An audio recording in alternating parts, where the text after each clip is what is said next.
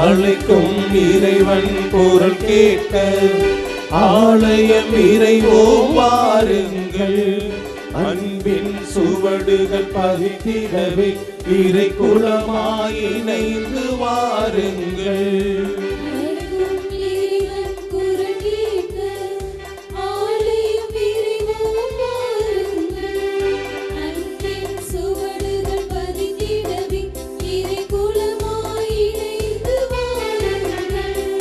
மீட்பினையினிதம் கண்டிட வான்தேவன் புகழ் பாடுங்கள்.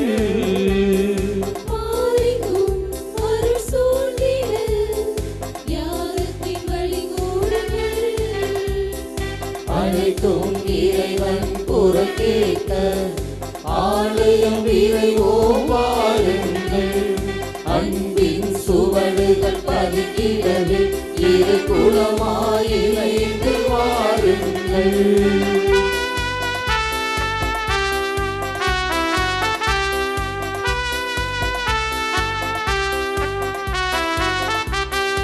என்னை அழைத்தார், அவர் கையில் பொறித்தார், கருவில் தெரிந்தாரே.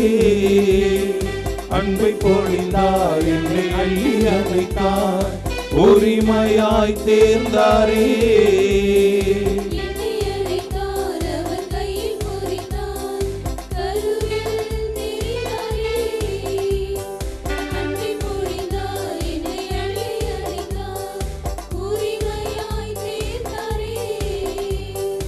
இருகரம் விரித்து அழைக்கின்றார், இதயத்தில் பொதிந்திட அழைக்கின்றார்.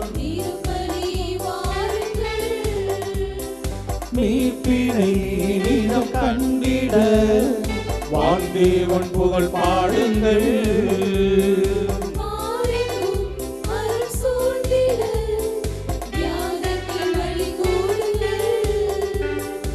அழைக்கும் இறைவன் குரல் கேட்க ஆலயம் இறைவோம் வாருங்கள்.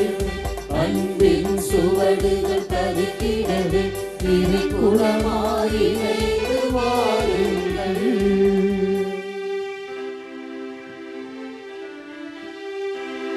தந்தை மகன் தூயாவியாரின் பெயராலே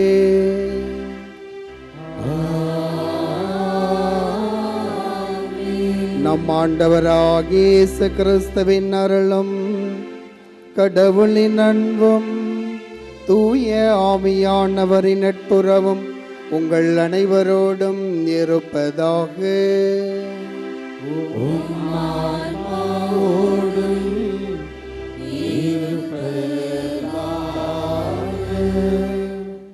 கிறிஸ்து இயேசுவில் பிரியமான சகோதர சகோதரிகளே, அன்னையின் அன்பு பக்தர்களே, ஏற்றுக்கொள்வோம், பாராட்டுவோம். சொந்த ஊரில் ஆண்டவர் இயேசுவை ஏற்றுக்கொள்ளாத நிலையை இன்றைய நற்செய்தியிலே நாம் பார்க்கிறோம்.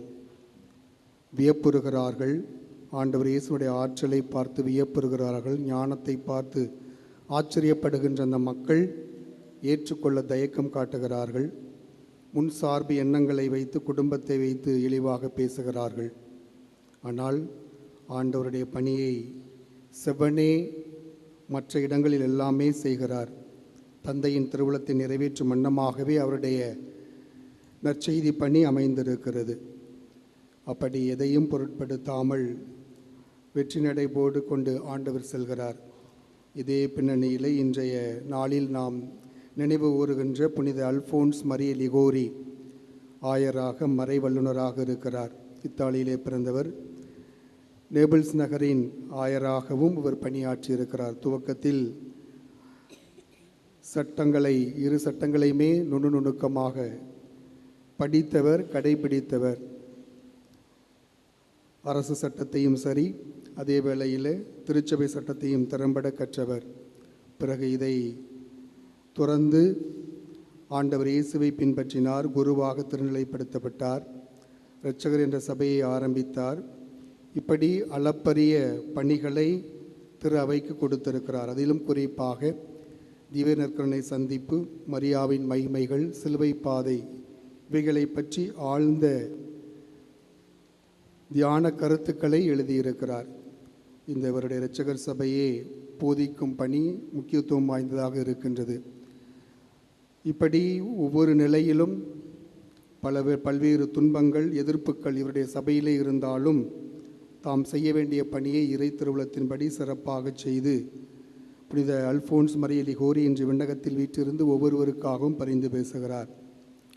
நாமும் விமர்சனங்களை கண்டு அஞ்சாமல் அதே நேரத்தில் நம்முடைய முன் சார்பு எண்ணங்களை களைந்து நல்ல எண்ணங்களை வகுத்து கொண்டு வாழவும், பிறரை ஊக்குவிக்கவும், பாராட்டக்கூடிய மனதை பெற்று வாழ இந்த நாளிலே இந்த திருப்பலியிலே வரமாக கேட்டு ஜெபிப்போம். இந்த சிந்தனைகளோடு இந்த திருப்பலியிலே இங்கே கூடியிருக்கும் பக்தர்களின் கருத்துக்களுக்காகவும், ஜெயா பிளஸ் தொலைக்காட்சி, திருத்தல இணையதளம் மற்றும் அனைத்து சமூக ஊடகங்களின் வழியாக பங்கெடுக்கும் பக்தர்களின் கருத்துக்களுக்காகவும், இன்றைய நாளில் ஒளிபரப்பிற்கு உதவி செய்த நன்கொடையாளர்களின் குடும்ப கருத்துக்களுக்காகவும், நேற்று திருப்பலி எழுதி வைத்தவர்களின் கருத்துக்களுக்காகவும் ஒப்புக் கொடுக்கப்படுகிறது. மேலும் இந்த ஒளிபரப்பை காணுகின்ற அனைத்து அன்னையின் பக்தர்களையும் இறைவன் நிறைவாக ஆசீர்வதிக்கவும் இப்பலியிலே மன்றாடுவோம்.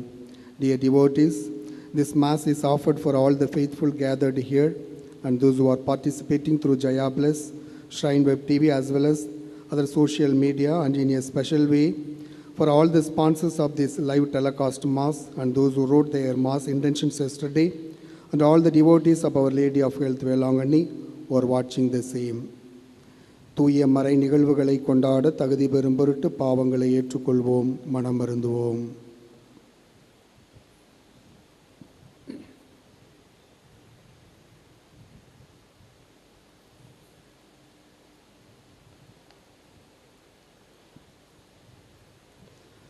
உள்ளம் நொறுங்கி வருந்துவோரை நலமாக்க அனுப்ப பெற்ற ஆண்டவரே இரக்கமாயிரம். ஆண்டவரே இரக்கமாயிரம். பாவிகளை தேடி வந்த கிறிஸ்துவே இரக்கமாயிரம். கிறிஸ்துவே இரக்கமாயிரம். தந்தையின் வலப்பக்கம் வீற்றிருந்து எங்களுக்காக பரிந்து பேசுகின்ற ஆண்டவரே இரக்கமாயிரம். ஆண்டவரே இரக்கமாயிரம். எல்லாம் வல்ல இறைவன் நம் மீது இரக்கம் வைத்து நம் பாவங்களை மன்னித்து நம்மை நிலை வாழ்வுக்கு அழைத்து செல்வாராக. மன்றாடுவோமாக. இறைவா, நற்பண்புகளுக்கு புதிய எடுத்துக்காட்டுகளாக பலரை திரு அவையில் தோன்றச் செய்கின்றீர். மக்களின் நலனுக்காக உழைப்பதில் ஆயரான புனித அல்ஃபோன்ஸ் மரியாவிடம் விளங்கிய ஆர்வத்தை நாங்கள் பின்பற்றவும், அதனால் அவருக்கு கிடைத்த பரிசை விண்ணகத்தில் நாங்களும் பெற்றுக்கொள்ளவும் அருள்வீராக. உமோடு துயாவியாரின் ஒன்றிப்பில் இறைவனாய் என்றென்றும் வாழ்ந்து ஆட்சி செய்கின்றவர் வழியாக உம்மை மன்றாடுகிறோம்.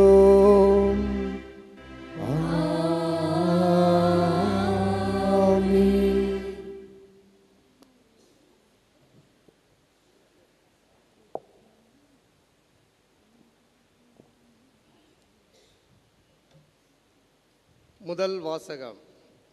லேவியர் நூலிலிருந்து வாசகம்.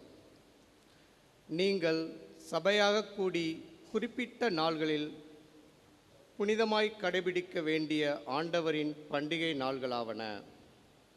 முதல் மாதம் 14ஆம் நாள் மாலையில் ஆண்டவருக்கான பாஸ்கா. அந்த மாதம் 15ஆம் நாள் ஆண்டவருக்கான புளிப்பற்ற அப்ப பண்டிகை. 7 நாள் புளிப்பற்ற அப்பங்களை உண்பீர்கள். பண்டிகையின் முதல் நாள் சபை கூடும் புனித நாள். அன்று வேலை செய்யலாகாது. 7 நாளும் ஆண்டவருக்கு எரிபலி செலுத்த வேண்டும். 7ஆம் நாள் சபை கூடும் புனித நாள். அன்று வேலை செய்யலாகாது.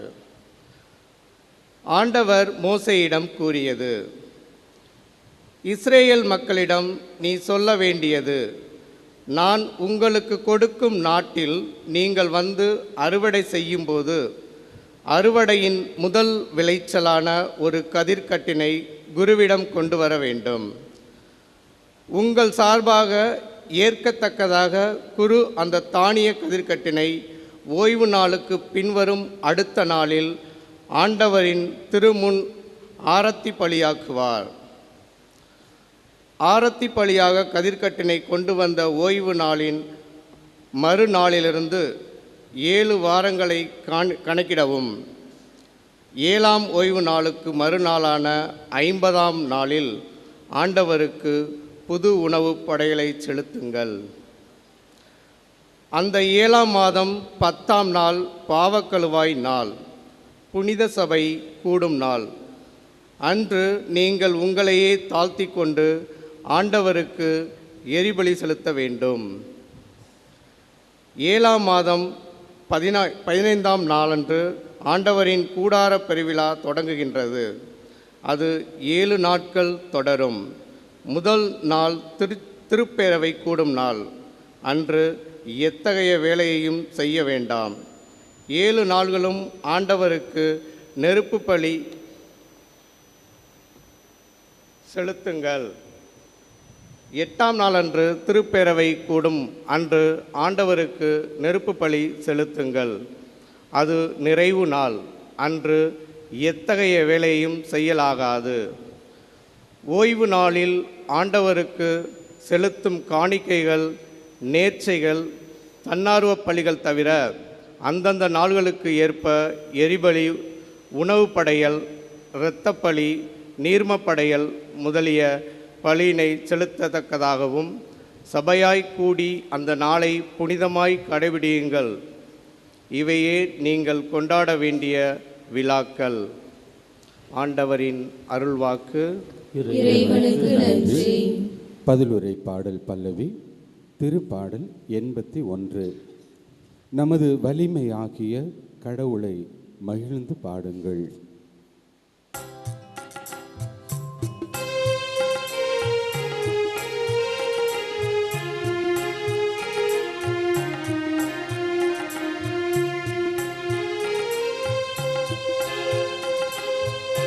நமது வலிமையாகிய கடவுளை மகிழ்ந்து பாடுங்கள். நமது வலிமையாகிய கடவுளை மகிழ்ந்து பாடுங்கள். இன்னிசை எழுப்புங்கள், மத்தளம் கொட்டுங்கள், யாழும் சுரமண்டலமும் இசைந்து இனிமையாய் பாடுங்கள். அமாவாசையில் பௌர்ணமியில் நமது திருவிழா நாளில் எக்காலம் ஓதுங்கள்.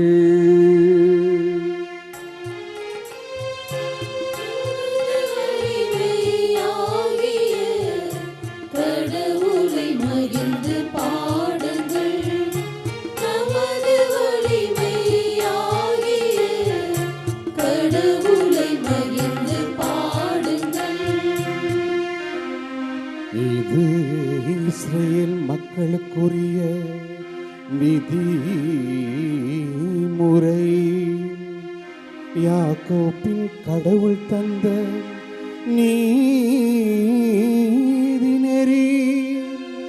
அவர் எகிப்துக்கு எதிராக சென்ற பொழுது யோசேப்புக்கு அளித்த சான்று இதுவே. அப்பொழுது நான் அறியாத மொழியை கேட்டேன்.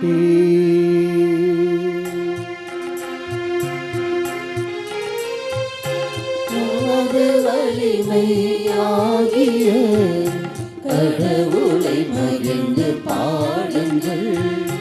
நமது வலிமையாகிய கடவுளை மகிழ்ந்து பாடுங்கள்.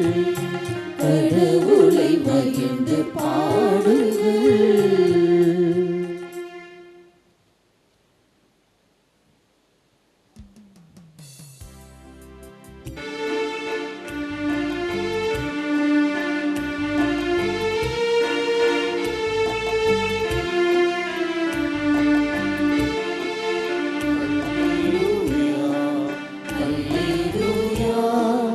அல்லேலூயா அல்லேலூயா அல்லேலூயா. நம் ஆண்டவரின் வார்த்தையோ என்றென்றும் நிலைத்திருக்கும். இவ்வார்த்தையே உங்களுக்கு அறிவிக்கப்பட்ட நற்செய்தி. அல்லேலூயா அல்லேலூயா அல்லேலூயா அல்லேலூயா அல்லேலூயா அல்லேலூயா.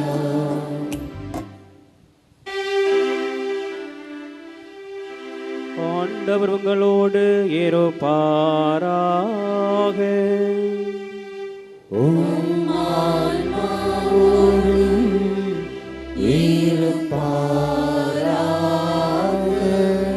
மத்தேயு எழுதிய பரிசுத்த நற்செய்தியிலிருந்து வாசகம்.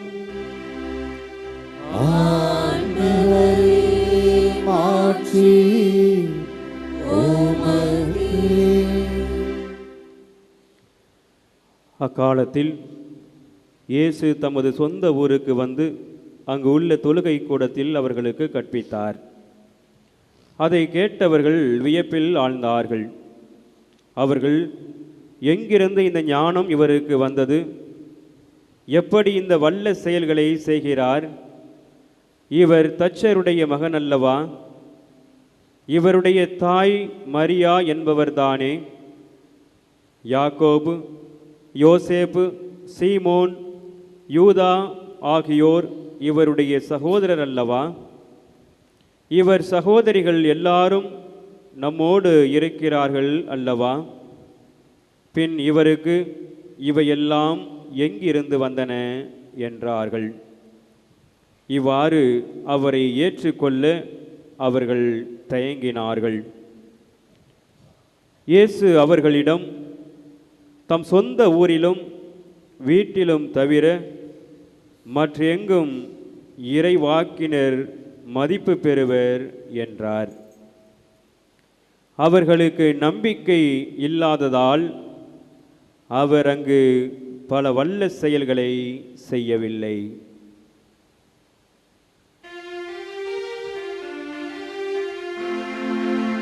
ஆண்டவரின் அருள்வாக்கு.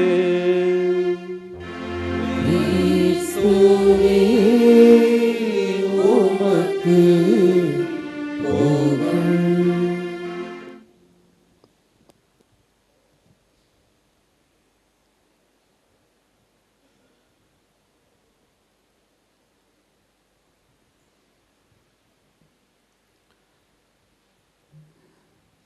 அறிஞர் அண்ணா துவக்க காலத்தில் குடியரசு என்ற ஒரு பத்திரிகையில் வேலைக்கு சேர்ந்தார்.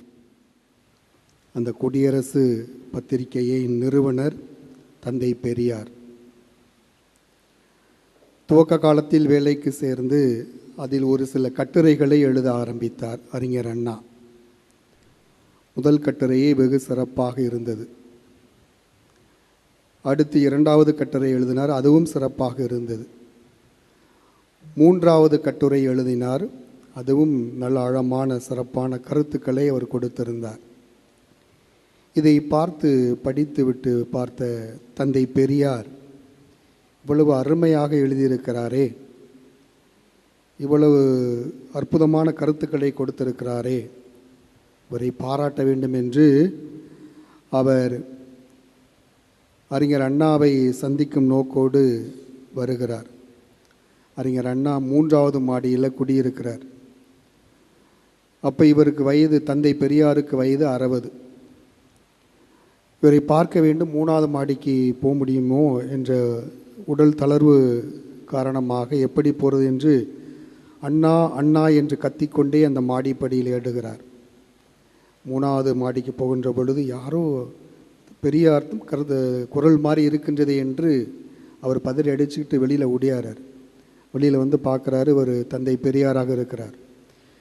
என்ன இப்படி வந்திருக்கிறீங்களே, நீங்கள் சொல்லியிருந்தீங்கன்னா நானே வந்திருப்பேனே, இல்லது அலுவலகத்திலே நீங்கள் பார்த்துருக்கலாமே என்று அவர் சொல்லுகிறார். அறிஞர் அண்ணா, இல்லைப்பா, நீ கடந்த நாட்களில் இந்த குடியரசு பத்திரிகையில் சிறப்பாக நீ அருமையாக எழுதியிருக்கிறாய் கட்டுரைகளை, நல்ல கருத்தாக இருக்கிறது, அதனால் உன்னை பாராட்டி ஆகணும், அதனால தான் நான் இவ்வளோ தூரத்துக்கு வந்தேன் அப்படின்னு சொல்லி தந்தை பெரியார் சொல்லுகிறார். உடனே அறிஞர் அண்ணா சொல்லுகிறார், இதுக்கு அவ்வளோ தூரம் வந்திருக்கீங்க, அதை நீங்கள் அலுவலகத்துக்கு இருந்து சொல்லியிருக்கலாம், அல்லது சாகசமாக இப்போ ஃப்ரீயாக இருக்கிற நேரத்தில் நீங்கள் பார்த்து சொல்லியிருக்கலாமே, இவ்வளோ தூரம் நடந்து வந்து 3வது மாடியில் ஏறி வந்து சொல்கிறீங்களே அப்படின்னு சொல்லுகிற பொழுது அப்போ அறிஞர் அண்ணா அப்போ தந்தை பெரியார் சொல்லுகிறார், நல்லது யார் செஞ்சாலும் உடனே நான் பாராட்டி ஆகணும், பாராட்டலைன்னா எனக்கு அடுத்த வேலை செய்ய முடியாது, அடுத்த வேலை ஓடாது, அதனால் நீ அருமையான கருத்துக்களை இந்த கட்டுரையில் எழுதி இருக்கிறாய், அதனால் உன்னை பாராட்ட வேண்டும் என்ற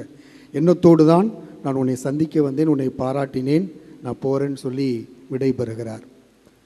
கிறிஸ்தியசுவில் பிரியமான சகோதர சகோதரிகளே, அன்னையின் அன்பு பக்தர்களே, இது ஒரு வரலாற்று உண்மை நிகழ்வாக இருந்தாலும் தந்தை பெரியார் குறிப்பாக நல்லது செய்கின்ற ஒவ்வொரு மனிதரையும் உடனே நாம் பாராட்ட வேண்டும், ஏற்றுக்கொள்ள வேண்டும், நம்ப வேண்டும் என்ற வாழ்வியல் பாடத்தை அவர் இந்த நிகழ்வின் வழியாக கற்றுக் கொடுக்கிறார். இந்த நாளிலே இன்றைய வாசகங்களை, குறிப்பாக நற்செய்தியை நாம் சிந்திக்கின்ற பொழுது, தியானிக்கின்ற பொழுது, ஆண்டவர் இயேசுவை அந்த நாசரேத்து மக்கள் முதல்ல மெச்சுறாங்க. இவருக்கு எப்படியா இந்த ஞானம் வந்துச்சு, எப்படியா இந்த ஞானம் வந்தது, வியப்புறுகிறார்கள். அந்த வியப்பு கொஞ்ச நேரத்துக்குள்ள தயக்கமாக மாறுகிறது. அந்த தயக்கம் அதுக்கப்புறம் குடும்ப பின்னணியை வைத்து முன்சார்பு எண்ணங்களை வகுத்து கொண்டு, ஐயையோ இவர் இப்படியா, இவர் தச்சன் மகன் தானே, மரியாவின் மகன் தானே, இவருடைய சகோதரர் சகோதரிகள் நம்ம எனக்கு தெரியுமே, இவருக்கு எப்படியா இந்த ஞானம் வந்துச்சு, இவர் எப்படி போதகராக முடியும், இவருக்கு எப்படி இந்த வல்ல செயல்கள் செய்வதற்கு எப்படி கிடைத்தது என்ற அந்த தயக்கம், ஏற்றுக்கொள்ளாத நிலை வெளிப்படுத்துகிறது, நம்பிக்கையின்மை இங்கே வெளிப்படுகிறது. அதுக்கப்புறம் எப்பேற்பட்ட வார்த்தைகளை அவர்கள் கொடுக்கிறார்கள். ஆண்டவர் இயேசு எந்த ஒரு வல்ல செயலையும் செய்யவில்லை. ஏனென்றால் அந்த மக்கள் 30 வருடங்களாக ஆண்டவர் இயேசுவை பார்த்திருப்பார்கள், சிறுபிள்ளையிலிருந்து பார்த்திருப்பார்கள், கண்டிப்பாக நிறைய வேலைகளை செஞ்சிருப்பார், சூசைப்பருக்கு தச்சு தொழில் செய்வதற்கு உதவியாக இருந்திருப்பார், இவரை கூட செஞ்சு கொடுத்திருக்கலாம், நிறைய இல்லங்களில் சென்று ஆசாரி வேலை பார்த்துருக்கலாம், நிறைய வேலைகள் செய்து கொடுத்திருக்கலாம், உதவி செய்திருக்கலாம். இப்படிப்பட்ட ஒரு மனிதருக்கு இவ்வளவு ஒரு ஞானமா, எப்படி என்ற கேள்வியை, தயக்கத்தை கொடுத்து அவர்களால் அவரை ஏற்றுக்கொள்ள முடியவில்லை. அதனால் அங்கு ஆண்டவர் இயேசு ஒரு சில புதுமைகள் செய்து அவர் அதுக்கப்புறம் வல்ல செயல்கள் அங்கு செய்யாமல் செல்லுகிறார். அதைத்தான் இன்றைய இது குறிப்பாக இன்றைய மத்தேயு நற்செய்தியாளர் பதிவு செய்கிறார்.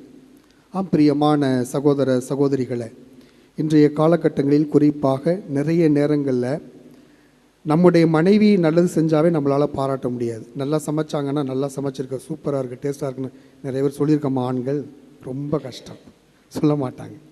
அதே நேரத்தில் மனைவி சிக்கனமாக குடும்பத்தை வழி நடத்துகிற பொழுது பரவாயில்ல, நீ பொறுப்பாக சிக்கனமாக செலவெல்லாம் சிக்கனமாக செய்கிறேன்னு சொல்லி என்னைக்காவது கணவன் மனைவியை பார்த்து பாராட்டியிருக்காங்களா? ரொம்ப கஷ்டம். இந்த பாராட்டு என்பது நம்ம குடும்பங்கள்லேருந்து மனசுலேருந்து அதிகமாக வராது.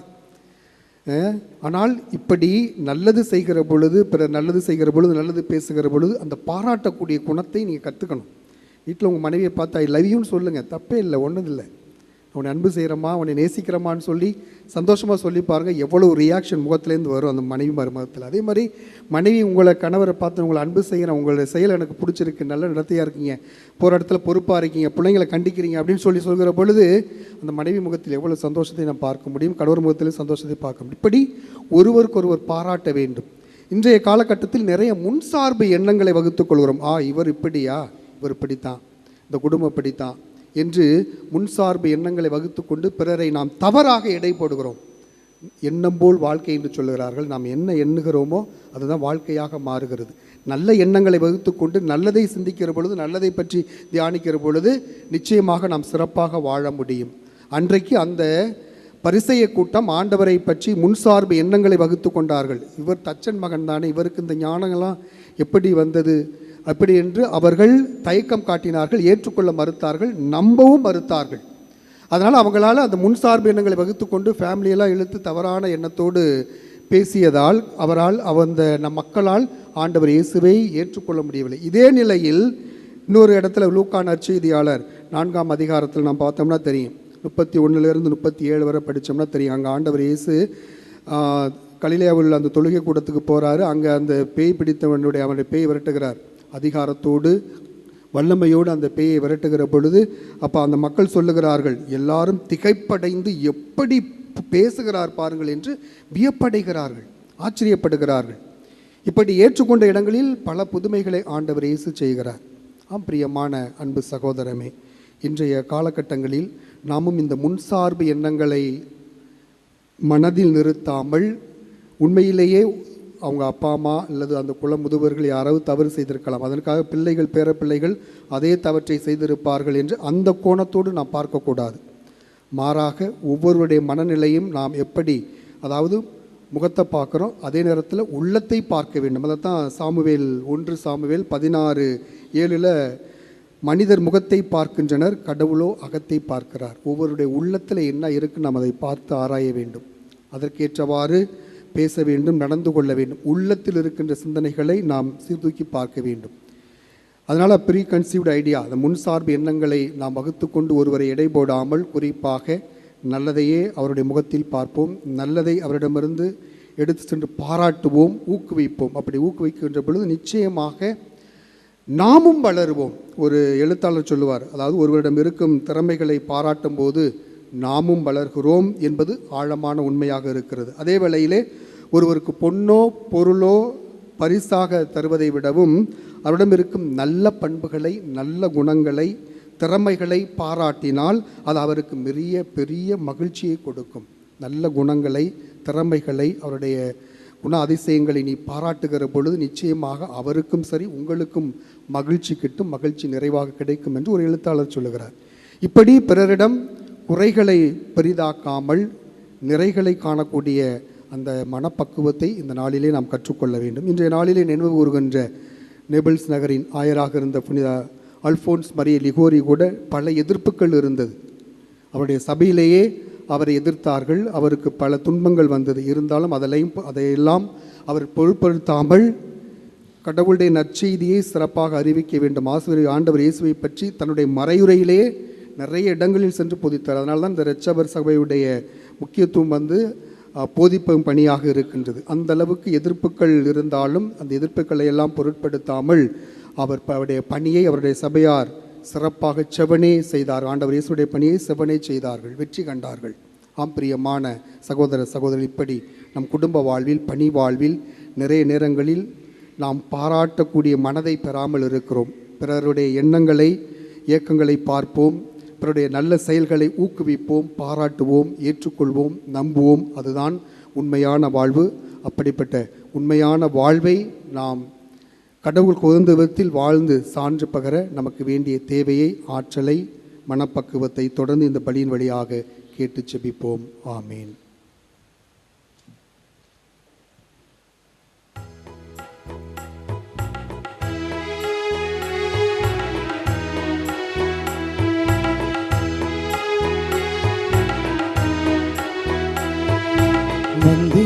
உந்தன் இல்லம் நிறைவா என்று தந்தேன் எந்தன் உள்ளம் தரைவா.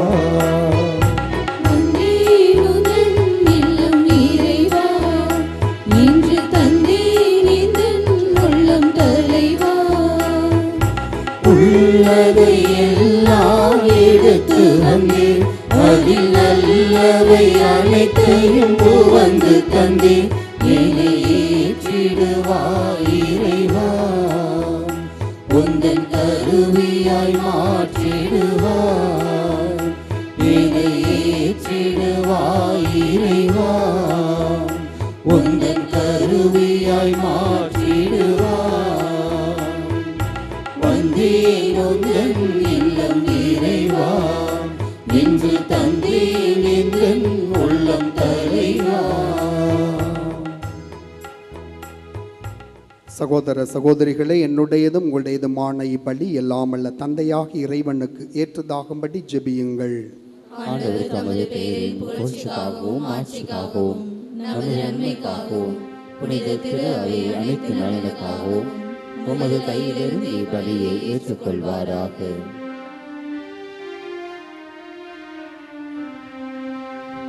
ஆண்டவரே இறைவாம், புனித இன்னாசியாரின் விழாவில் நாங்கள் அளிக்கும் காணிக்கைகளை அதன் வழியாக தம்மையே புனித பலி பொருளாக ஒப்பு கொடுக்கவும் புனித அல்போன்ஸ் மரியாவுக்கு வரம் அளித்தீரே.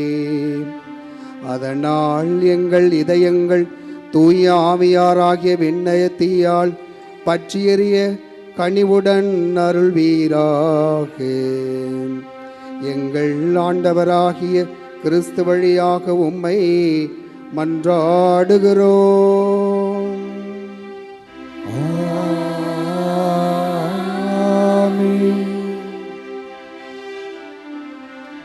ஆண்டவர் உங்களோடு இருப்பாராக.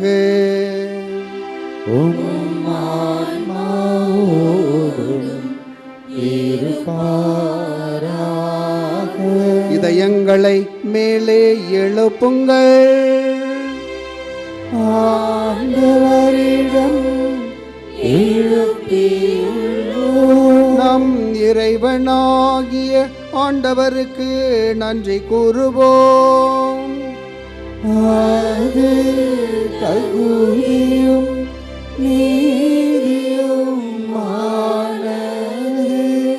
ஆண்டவரே, தூயவரான தந்தையே, என்றும் உள்ள எல்லாமல்ல இறைவா, எங்கள் ஆண்டவராகிய கிறிஸ்து வழியாக எந்நாளும் எவ்விடத்திலும் நாங்கள் உமக்கு நன்றி செலுத்துவது மெய்யாகவே தகுதியும் நீதியுமாகும், எங்கள் கடமையும் மீட்புக்குரிய செயலுமாகும். ஏனெனில் புனித அல்போன்ஸ் மரிய லிகோருடைய விழாவில் உமது திறவை மகிழ்ந்திருக்கச் செய்கின்றீர். அவருடைய இறைப்பற்றுமிக்க வாழ்க்கை நெறியின் எடுத்துக்காட்டால் அதற்கு வலுவூட்டுகின்றீர். அவருடைய படிப்பினையால் பயிற்றுவிக்கின்றீர். அவருடைய மன்றாட்டால் பாதுகாத்து வருகின்றீர். ஆகவே வானதுதர் புனிதர் அனைவரோடும் பெருந்தொருளோடும் நாங்கள் சேர்ந்து உமக்கு புகழ்ச்சி பண்ணி செய்து முடிவின்றி ஆர்ப்பரித்து சொல்வதாவது: தூயவர் தூயவர் தூயவர், வான் படைகளின் கடவுளாம் ஆண்டவர். விண்ணகமும் மண்ணகமும் உமது மாட்சியால் நிறைந்துள்ளன. உன்னதங்களிலே ஓசன்னா. ஆண்டவர் பெயரால் வருகிறவர் ஆசி பெற்றவர். உன்னதங்களிலே ஓசன்னா. ஆண்டவரே, நீர் மெய்யாகவே தூயவர், தூய்மை அனைத்துக்கும் ஊற்று. ஆகவே உம்முடைய ஆவியை பொழிந்து இக்காணிக்கைகளை தூய்மைப்படுத்த உம்மை வேண்டுகின்றோம். இவ்வாறு எங்கள் ஆண்டவர் இயேசு கிறிஸ்துவின் உடலும் இரத்தமுமாக எங்களுக்கு இவை மாறுவனவாக. அவர் பாடுபட உள்ளம் கனிந்து தம்மை கையளித்த போது அப்பத்தை எடுத்து நன்றி செலுத்தி அதை பிட்டு தம் சீடர்களுக்கு அளித்து அவர் கூறியதாவது: அனைவரும் இதிலிருந்து பெற்று உண்ணுங்கள், ஏனெனில் இது உங்களுக்காக கையளிக்கப்படும் என் உடல்.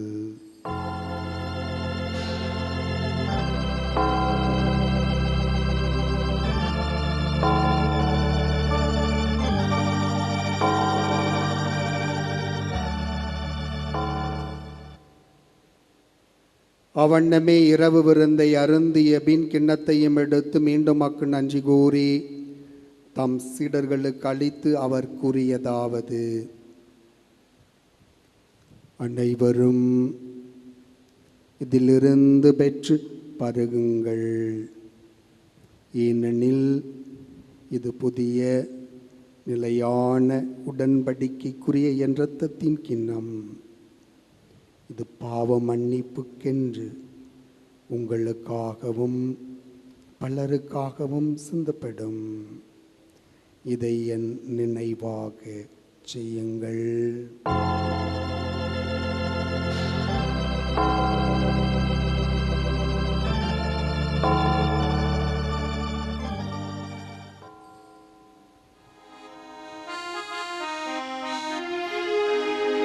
நம்பிக்கையின் மறைபொருள்.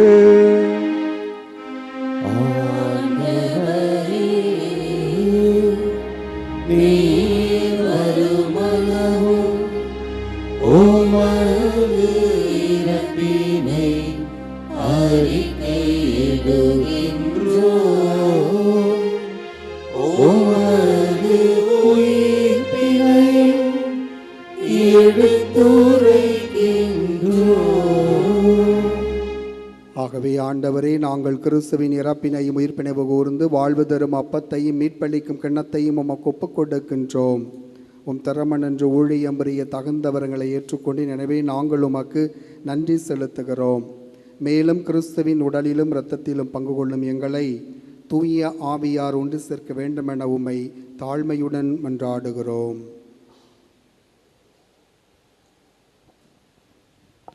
ஆண்டவரே, உலகெங்கும் பரவியிருக்கும் உமது திரு அவையை நினைவு கூர்ந்தருளும்.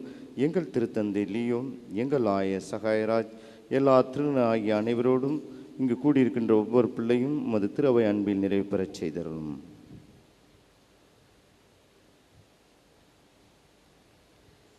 மேலும் உயிர்த்தெழும் எதிர்நோக்குடன் துயில் கொள்ளும் எங்கள் சகோதர சகோதரிகளையும் இறந்தோர் அனைவரையும் இரக்கத்துடன் நினைவு கூர்ந்து உமது திருமுக ஒளியில் ஏற்றலும் எங்கள் அனைவர் மீதும் இரக்கமாயிரும். கடவுளின் கன்னித்தாயான புனித மரியா, அவருடைய கணவரான புனித யோசேப்பு, புனித திருத்துதர்கள், இவ்வுலகில் உமக்கு உகந்தவராயிருந்தோர் ஆகிய புனிதர்கள் அனைவருடனும் நாங்கள் நிலை வாழ்வில் பங்கு கொள்ளும் தகுதி பெற்று உம் திருமகன் இயேசு கிறிஸ்து வழியாக உம்மை புகழ்ந்தேற்று மரமரல்ல உம்மை மன்றாடுகின்றோம்.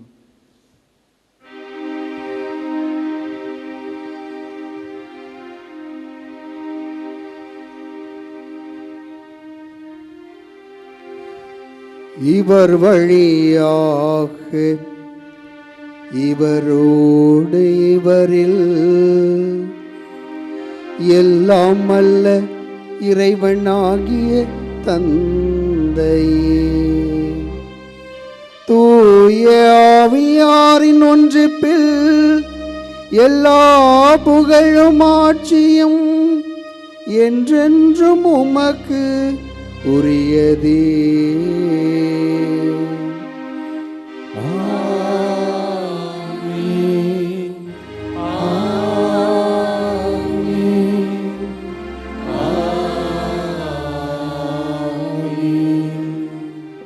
மீட்பரின் கட்டளையால் கற்பிக்கப்பட்டு இறை படிப்பினையால் பயிற்சி பெற்று நாம் துணிந்து பாடுவோம். எங்கள் தந்தையே, உமது பெயர் தூயது என போற்ற பெருக, உமது ஆட்சி வருக, உமது திருவுளம் விண்ணுலகில் நிறைவேறுவது போல மண்ணுலகிலும் நிறைவேறுக. எங்கள் அன்றாட உணவை இன்று எங்களுக்கு தாரும். எங்களுக்கு எதிராக குற்றம் செய்வோரை நாங்கள் மன்னிப்பது போல எங்கள் குற்றங்களை மன்னியும். எங்களை சோதனைக்கு உட்படுத்தாதேயும், தீமையிலிருந்து எங்களை விடுவித்தருளும். ஆண்டவரே, தீமை அனைத்திலும் இருந்து எங்களை விடுவித்து எங்கள் வாழ்நாளில் அமைதியை கனிவுடன் அருள உம்மை மன்றாடுகின்றோம். உமது இரக்கத்தின் உதவியால் நாங்கள் பாவத்திலிருந்து எப்போதும் விடுதலை பெற்று யாதொரு கலக்கமுமின்றி நலமாயிருப்போமாக. நாங்கள் எதிர்நோக்கி இருக்கும் பேரின்பத்திற்காகவும் எம் மீட்பராகிய இயேசு கிறிஸ்துவின் இரண்டாம் வருகைக்காகவும் காத்திருக்கின்றோம்.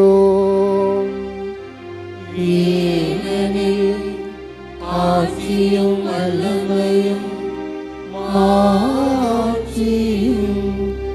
என்றென்று உமதே. ஆண்டவரே இயேசு கிறிஸ்துவை அமைதியை உங்களுக்கு விட்டுச் செல்கிறேன், என் அமைதியை உங்களுக்கு அளிக்கின்றேன் என்று உம் திருத்தூதர்களுக்கு மொழிந்தீரே. எங்கள் பாவங்களை பாராமல் உமது திரு அவையின் நம்பிக்கையை கண்ணோக்கி உமது திருவுளத்திற்கு ஏற்பதற்கு அமைதியையும் ஒற்றுமையையும் அளித்தருள்வீராக. என்றென்றும் வாழ்ந்து ஆட்சி செய்கின்றவர் நீரே. ஆண்டவருடைய அமைதி என்றும் உங்களோடு இருப்பதாக. ஒருவருக்கொருவர் இயேசு ஆண்டவர் கொடுத்த அமைதியை பகிர்ந்து மகிழ்வோம். அமைதி. உலகின் பாவங்களை போக்கும் இறைவனின் செம்மறி, எங்கள் மேல் இரக்கமாயிரும். உலகின் பாவங்களை போக்கும் இறைவனின் செம்மறி, எங்கள் மேல் இரக்கமாயிரும். உலகின் பாவங்களை போக்கும் இறைவனின் செம்மறி, எங்களுக்கு அமைதியை அளித்தருளும்.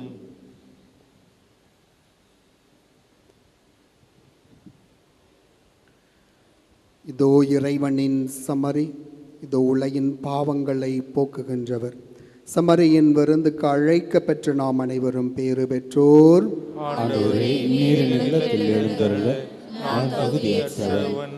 ஆனால் ஒரு வார்த்தை மட்டும் சொல்லி அருளும், எனது ஆன்மா நலமடையும்.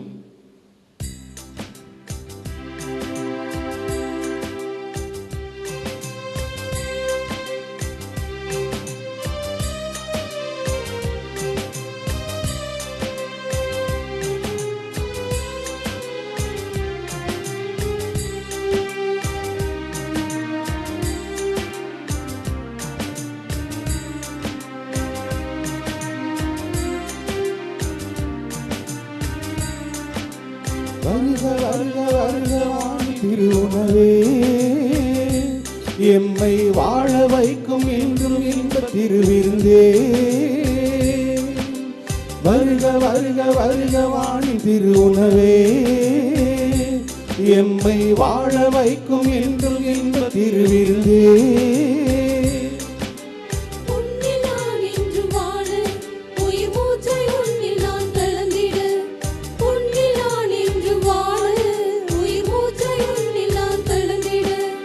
வருவாய் என்னில் வருவாய், அருள் வரங்களை தினமும் தருவாய்.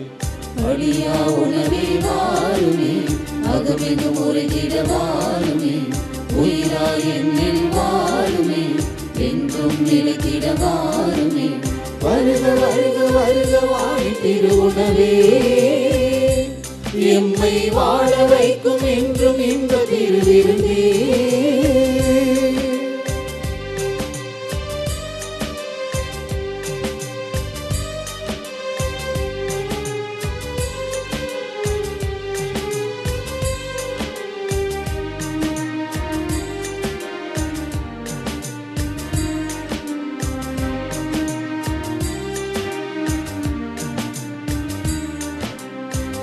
இருள் நீக்கும் ஒளியாக என் வாழ்வில் வர வேண்டும். கனி கொடுக்கும் செடியாக உன்னில் நான் இணைந்திட வேண்டும். இருள் நீக்கும் ஒளியாக என் வாழ்வில் வர வேண்டும். கனி கொடுக்கும் செடியாக உன்னில் நான் இணைந்திட வேண்டும். அழியா உன் வார்த்தைகள் என் வாழ்வின் ஆதாரமே. அனைத்திலும் உன் கரமே, என்னை தாங்கும் நங்கூரமே. உயிராய் வா, உறவாய் வா, என்னில் என்றும் வாழ்ந்திட வா.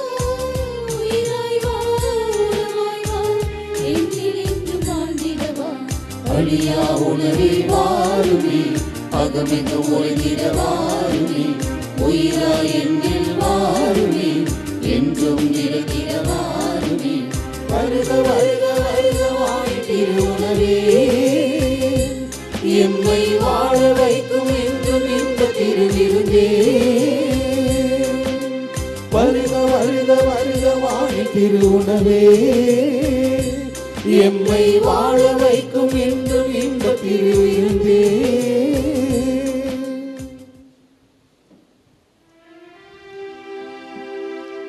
நன்றி கூறி மன்றாடுவோமாக. இறைவான் மாண்புமிக்க மறைபொருளில் நம்பிக்கைக்குரிய பணியாளராகவும் போதகராகவும் புனித அல்போன்ஸ் மரியாவை தந்தருளி நீரே. இத்திருவிருந்தில் உம்முடைய நம்பிக்கையாளர் அடிக்கடி பங்கு கொள்ளவும் அதனால் முடிவின்றி உம்மை போற்றி புகழவும் அருள்வீராக. எங்கள் ஆண்டவராகிய கிறிஸ்து வழியாக உம்மை மன்றாடுகிறோம்.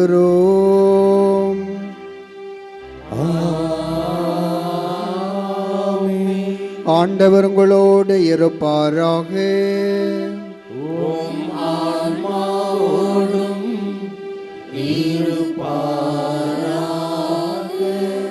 புனித ஆரோக்கியனையின் ஆசீர் பெற மன்றாடுவோம். ஆற்றலும் அன்புமிக்க இயேசுவை கையிலேந்தி காலமெல்லாம் கடலோரம் காத்திருக்கும் புனித ஆரோக்கிய அன்னையே, இப்பேராலயத்தில் கூடியிருக்கும் பக்தர்கள் மற்றும் இணையதளம் சமூக ஊடகங்கள் வழியாக பங்கேற்கும் அனைவரையும் ஆசிர்வதியும். இவர்களின் மனம் சோர்ந்து போகும்போது பால்கார பாலகனின் பால் குடத்தை பொங்கச் செய்தது போல இவர்களின் மனங்களை மகிழ்ச்சியால் பொங்கவையும். இவர்கள் தோல்வியால் துவண்டு போகும்போது நடக்க இயலாத சிறுவன் நடக்க வைத்தது போல இவர்களையும் எழுந்து நடக்க வையும். இவர்கள் துன்பக்கடலில் தத்தளித்து தடுமாறும்போது போர்ச்சுகீசிய மாலுமிகளை கரை சேர்த்தது போல இவர்களையும் கரை சேர்த்தரலும். வரம் பெற்று தரும் புனித ஆரோக்கிய அன்னையின் ஆசீர் உங்களோடு என்றும் தங்குவதாக. May Jesus touch you and heal you through the loving hands of his dear mother, Our Lady of Elankani. எல்லாம் வல்ல இறைவன் தந்தை மகன் தூயாவியார் உங்களுக்கு ஆசீரளிப்பாராக.